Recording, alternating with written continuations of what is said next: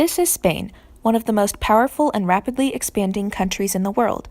Ruled by the power couple of Ferdinand and Isabella, the common religion of Spain was Catholicism.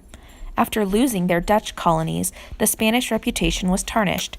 They wanted a fresh start with new people, practices, and horizons. The exploration of the New World was just the way for Spain to regain their credibility as a strong empire all over the world.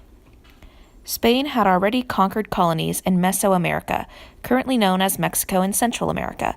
The conquistadors led by Hernán Cortés, Francisco Pizarro, Bartolomé de las Casas, and Ferdinand Magellan helped the Spanish Empire more than double in the 15th century. Christopher Columbus is probably the most well-known explorer from Spain and is credited with discovering America. The Portuguese were already traveling east around Africa's Cape of Good Hope, but Columbus had a different idea. Why not sail west across the Atlantic instead of around the massive African continent? He presented his plan to officials in Portugal and England, but it was not until 1491 that he found people willing to take a chance on him, the Spanish monarchs. Columbus persuaded the Spanish king to pay for 4 trips to America. The colonies, established by the Mayans, Incans, and Aztecs, were easily conquered by the Spanish because the explorers brought guns, ships, cannons, and horses, none of which were familiar to the native tribes. Also, diseases like smallpox devastated entire villages because the tribes had no immunity to Spanish diseases. Basically, once the Spanish landed in a native colony, the natives would catch smallpox. Overall, the Spanish expedition and expansion had been pretty easy so far.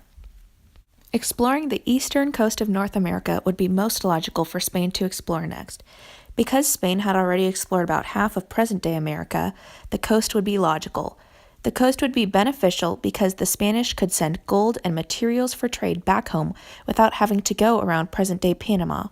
Some hardships of the new exploration would be conflict with the Native Americans, the French, who were colonizing present-day Canada, and the physical boundaries of the Appalachian Mountains. The consequences of this new voyage ranged from an economic standpoint to dealing with foreign people and wronging them. The economic standpoint was that the King of Spain had to supply Columbus with another 1,000 men, 17 ships, and that would cost a lot of money and time to find the right crew and people willing to do this. 17 ships would also be a lot taken from the Spanish fleet, so they would be risking their defenses as well. A social consequence for the Spanish when they finally reached America, thought to be an extension of China and Japan, would be that they would have to meet many new people and act nice for the time being, because their main goal was to acquire gold and silver as well as spread the Catholic religion and obtain new lands for themselves.